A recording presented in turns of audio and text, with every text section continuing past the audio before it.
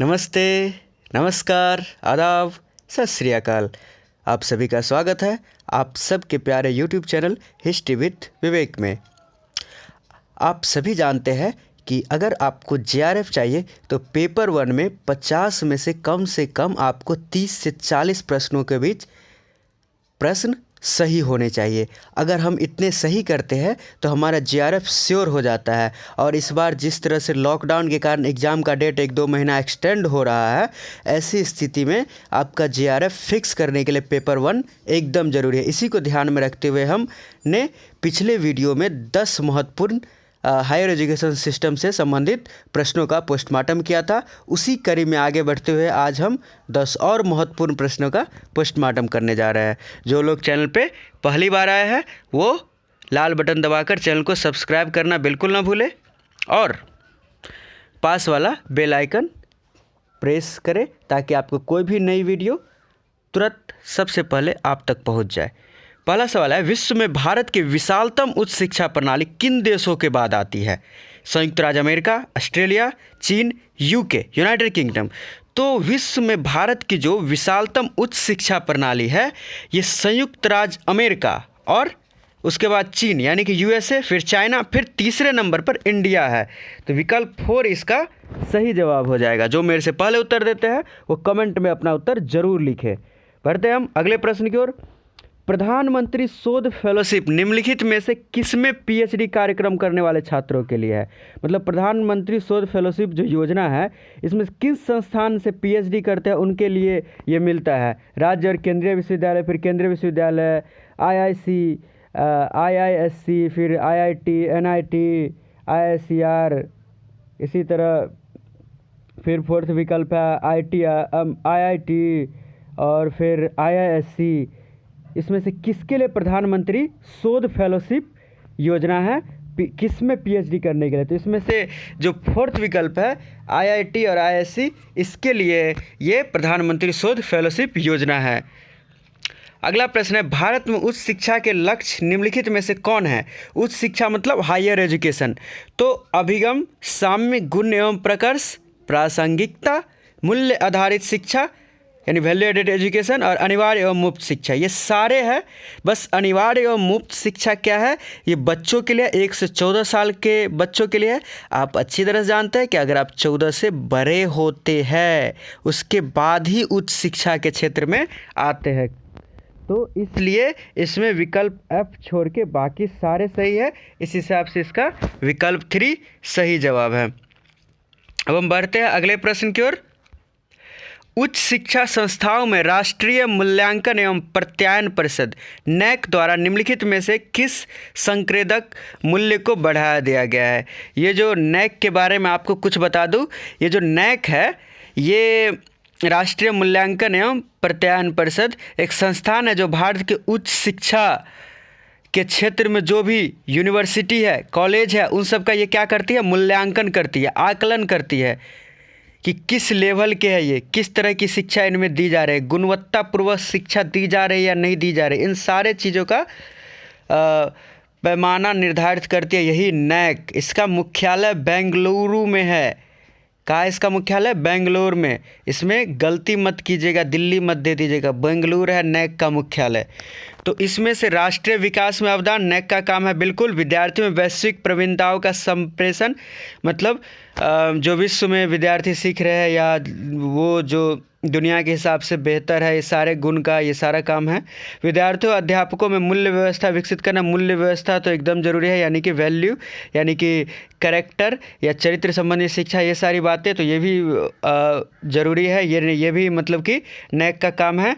और आधारिक सुविधाओं का इष्टतम उपयोग को बढ़ावा देना, मतलब कि कॉलेज में जो सुविधाएं सब मिलते हैं उसका ज़्यादा से ज़्यादा उपयोग करना है। ये विकल्प उपयुक्त नहीं है। तो ABC यानी विकल्प नंबर 2 इसका सही है। फिर हम बढ़ते हैं अगले प्रश्न की ओर। मूल्य शिक्षा प्रदान करने का सर्वोत्तम तरीका है। तो मूल्य शिक्षा मतलब होता है आदर्शवादी शिक्षा, चरित्र पर आधारित शिक्षा। खुद का विकास करना है पर ये नहीं कि दूसरे का पैर काट के, मतलब प्रगति होनी चाहिए, एकदम ज़रूरी है, हमें आगे बढ़ना चाहिए पर दूसरे को नुकसान करके नहीं, ये मूल्य शिक्षा होती है। अपने अधिकार के साथ साथ हम कर्तव्य का भी पालन करें। आप में अगर सहानुभूति की भावना है, समानता की भावना है, सभी का सम्मान करने की भावना है, तो ये सारी भावनाएं जगाने का काम मूल्य शिक्षा करते हैं, वैल्यू एडेड एजुकेशन। तो इसमें से मूल्य शिक्षा प्रदान करने का सर्वोत्तम तरीका है शास्त्रीय ग्रंथों पर चर्चा, मूल्यों पर व्याख्यान, मूल्यों पर संगोष्ठियाँ, मूल्यों पर आदर्शात्मक प्रस्तुति, विमर्शीय स्तर। तो विकल्प नंबर 4 इसका सही जवाब हो जाएगा। राष्ट्रीय उच्चतर शिक्षा अभियान रूसा के निम्नलिखित में से क्या उद्देश्य है? आपको रूसा के बारे में पूछ रहा है, तो रूसा के बारे में आपको बता दूं कि यह भारत सरकार की एक प्रायोजित योजना जिसमें राज्यों के पात्र उच्चतर शैक्षिक संस्थाओं को वित्त पोषित करने के उद्देश्य से 2013 में इसका आरंभ हुआ था। रूसा का मतलब कि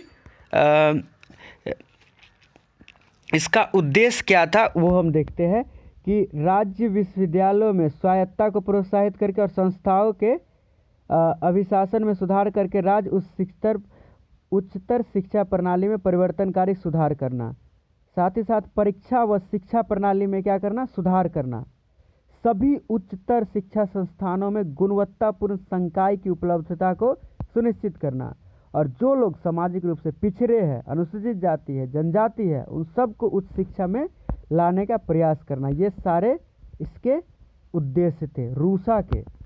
तो इसमें विकल्प है सरकारी संस्थाओं के समग्र गुणवत्ता में सुधार करना, बिल्कुल है, रूसा का उद्देश्य है। फिर गुणवत्तापूर्ण संकायों की पर्याप्त उपलब्धता को सुनिश्चित करना, मैंने अभी चर्चा किया, ये भी है। वर्तमान स्वायत्त महाविद्यालयों के उन्नयन के माध्यम से नई संस्थाएं सृजित करना, बिल्कुल। अपर्याप्त अवसंरचना वाले विश्वविद्यालय का स्वायत्त महाविद्यालयों में अधोहस्तांतरण करना, ये वाला विकल्प नहीं है, यानी कि विकल्प 1, 2, 3 ABC सही है। विकल्प नंबर 2 इसका सही जवाब है। शैक्षिक संस्थाओं में प्रवेश किन आधारों पर किए जाने वाले, मतलब प्रश्न है शैक्षणिक संस्थाओं में प्रवेश में किन आधारों पर किए जाने वाले पक्षपात का संवैधानिक रूप से निषेध किया गया है। मतलब किसी भी शैक्षणिक संस्था में अगर प्रवेश आपको करना है तो कौन सा चीज़ नहीं देखा जाएगा, ठीक। मतलब कि तो इसमें विकल्प है धर्म, लिंग, जन्मस्थान, राष्ट्रीयता।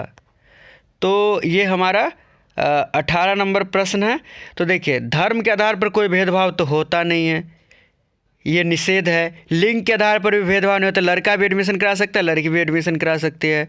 जन्मस्थान अब किसी का लखनऊ है, किसी का पटना है, किसी का दिल्ली है, तो किसी का बरेली है, किसी का शिमला है, किसी का श्रीनगर है, तो किसी का जयपुर है, किसी का जोधपुर है। तो इस आधार पर कोई भेदभाव बिल्कुल भी नहीं होता है। राष्ट्रीयता, तो इसमें से राष्ट्रीयता पे थोड़ा सा ये होता है कि कहीं भी उसके लिए बड़ा मतलब कि प्रोसेस में जाना पड़ता है। तो ये ABC विकल्प इसमें संविधान में निषेध किया गया है कि मतलब जो भारतीय लोग हैं उनको धर्म, लिंग या जन्म स्थान पर कोई भेदभाव नहीं किया जा सकता है। लेकिन राष्ट्रीयता वाली बात जो है सो ये मतलब कि निषेध, ये इसमें जो है सो ABC विकल्प ही होगा, D नहीं होगा। अब थोड़ी है कि मतलब कि कोई पाकिस्तान का आदमी कहीं भी कैसे भी बिना कुछ के वो मतलब कि पढ़ लेगा यहाँ, ऐसा नहीं ना हो सकता है। इसलिए ये वाला D विकल्प छोड़ के ABC विकल्प सही है। द साउथ एशिया यूनिवर्सिटी निम्नलिखित में से किस शहर में अवस्थित है? तो ये जो साउथ एशिया यूनिवर्सिटी है, इसमें साउथ एशिया देख के फंसिएगा नहीं, ये साउथ एशिया यूनिवर्सिटी अपने भारत की राजधानी नई दिल्ली में स्थित है। विश्वविद्यालय अनुदान आयोग को निम्नांकित में से किन उद्देश्यों के लिए गठित किया गया था? वही विश्वविद्यालय अनुदान आयोग यानी यूनिवर्सिटी ग्रांट कमीशन, इसको किस उद्देश्यों के लिए गठित किया गया था? आपको UGC के बारे में कुछ बता दूं कि इसका काम, ये केंद्रीय सरकार का आयोग है जो विश्वविद्यालय को मान्यता देता है। मुख्यालय कहाँ है? नई दिल्ली। और NAC का मुख्यालय कहाँ है? बेंगलुरु। दोनों में फंसिएगा नहीं, NAC का बेंगलुरु है पर इसका नई दिल्ली है। किसका? UGC का। इसके 6 क्षेत्रीय कार्यालय भी है, पुणे में, भोपाल में, कोलकाता में, हैदराबाद में, गुवाहाटी में, बेंगलुरु में। 1956 में यह स्थापित हुआ था और इसके 2017 से अभी तक अध्यक्ष है धीरेन्द्र पाल सिंह। और 26 दिसंबर 1953 को तत्कालीन शिक्षा मंत्री अबुल कलाम आज़ाद ने इसकी नींव रखी थी, पर यह पारित हो के संसद में विधेयक बन के और फिर जो वास्तविक रूप से इसका गठन हुआ वो 1956 में हुआ। तो अनुसंधान के इसका जो उद्देश्य पूछ रहा है, किस उद्देश्यों के लिए गठित किया गया? अनुसंधान के उन्नयन और उच्च शिक्षा के विकास के लिए। अनुसंधान के उन्नयन और उच्च शिक्षा के विकास, बिल्कुल हायर एजुकेशन का डेवलपमेंट था। संभावनाशील अधिगम वाले संस्थानों के पहचान एवं उसी रूप में बनाए रखने के लिए, मतलब कोई भी ऐसा संस्थान जो कि बहुत हायर लेवल का रिजल्ट दे रहा है, उसमें बहुत आगे बढ़ने की संभावना है, बच्चे वहाँ अच्छे कर रहे हैं, कई सारे नाम हो रहे हैं वहाँ के छात्रों के, तो ऐसे संस्थानों को और आगे बढ़ाना है, बिल्कुल यूजीसी का काम है।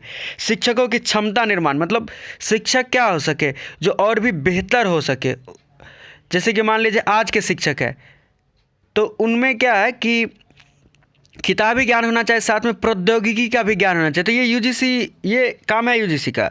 अभी यूजीसी ही ने निर्देश दिया है हम लोगों को भी और सभी को कि अपने अपने कॉलेज में आप बच्चों को भी ऑनलाइन पढ़ाने का सिस्टम जारी रखें। और उसी का एक मतलब कि समझ सकते हैं मैं उधर भी करता हूँ और आप लोगों के लिए भी कर रहा हूँ। तो ये सब यूजीसी का ही काम है। और भारत की उस शिक्षा क्षेत्र की प्रत्येक संस्था को स्वायत्तता प्रदान करना, नहीं इसके लिए रूसा भी और भी है। तो डी विकल्प नहीं होगा, ABC विकल्प, ABC यानी कि विकल्प नंबर 2 इसका सही जवाब है।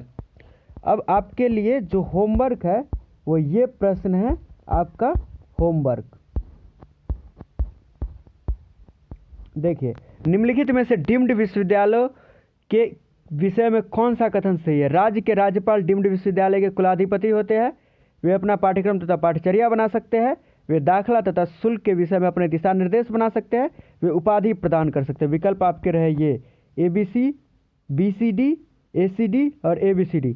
तो क्वेश्चन नंबर 14 के साथ इसका विकल्प लिखेगा ABC, BCD, ACD और ACD, ABCD। इस चारों में से आपको विकल्प चुन के बताना है कि डीम्ड यूनिवर्सिटी का काम क्या है। अगले जब फिर हम नेक्स्ट वीडियो लाएंगे तो इससे संबंधित उसमें हम इस प्रश्न का आपका जवाब देंगे। और सबसे बड़ी बात, आप सभी घरों में रहिए, सुरक्षित रहिए, और वीडियो पसंद आई तो लाइक करें, शेयर करें, और जो भी सवाल है कमेंट सेक्शन में लिखें। वीडियो अच्छा लगा तो ये भी कमेंट में लिखें, और कुछ सुधार चाहते हैं तो वो भी कमेंट में लिखें।